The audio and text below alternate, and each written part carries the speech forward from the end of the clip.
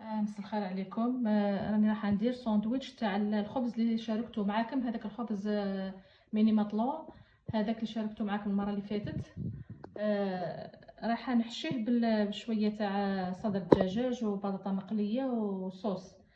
هنايا راني درت قطعت صدر دجاج درتو في ماريناد. درت له هذاك قوطي تاع ياغورت طبيعي.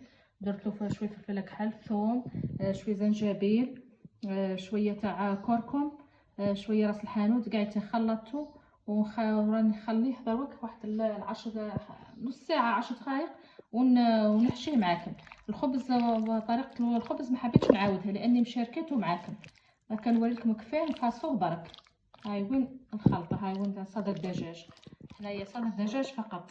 هاني هنا خليه يريح بلا ما طيبت الخبز تاعي، خاطر راني ما حبيتش نشارك معكم هذه المره لاني طيبته معكم الوصفه اللي فاتت.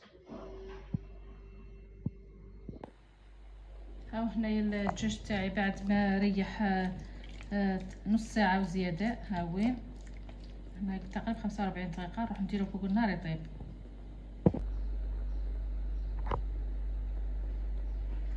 ثاني هنا درتو فوق النار يطيب. هاي بنص صدر تاع الدجاج راكي تقدري ديري وجبه تاكلي وتوكلي منها. هاي وين هنايا. هنا نعاود المكونات اللي درتها في الماريناد تاع الدجاج. درت بوط ياغورت ودرت هذا زنجبيل، فلفل كحل، شويه راس الحانوت، ثوم بودره. درت الثوم هذا مفروض. درنا الكركم. هاي نخلي داك الدجاج تاعنا نطيبوه كاع يطيب ونحشوه. نروح كنا البطاطا المقليه، نقي البطاطا. هذا الدجاج نرافقو مع البطاطا المقليه نحشي به الساندويتش تاعنا. هنا هاو الدجاج تاعنا بعد ما نقلي فيه زين. هنا الاضاءه راها شويه ناقصه، مش عارفه راكم تشوفوا فيها زين ولا لا.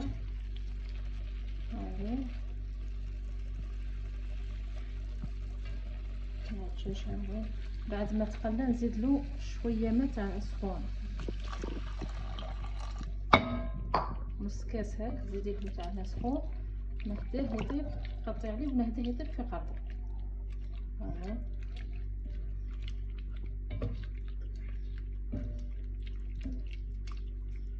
راني شويه تعبانه بيا الاستخاص تاع البيام، عندي اللي عقبوا البيام وكاع كامل والصيام وقاعدين.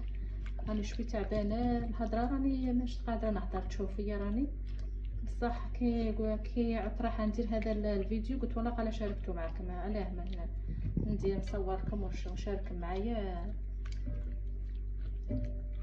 واش راني راح نطيب. ها وين هنا داك نخليه يطيب على نار هاديه حتى يطيب زين ونكمل البطاطا تاعي.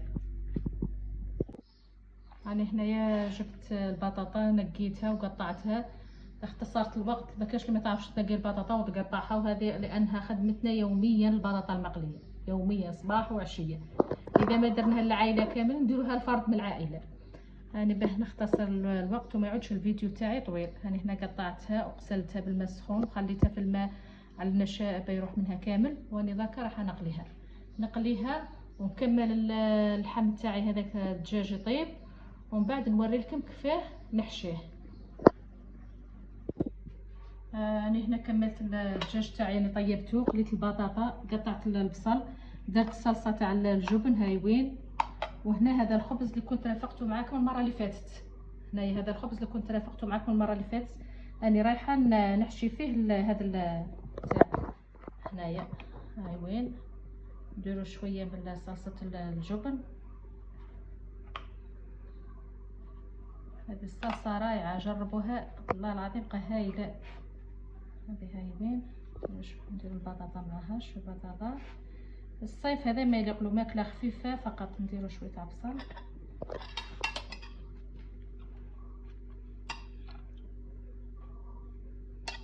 لانه الماكله تاع الصيف تحيري فيها واش ديري.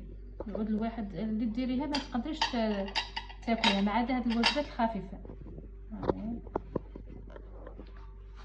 هنايا نكمل كامل الساندويتشات تاعي ونوريهم لكم.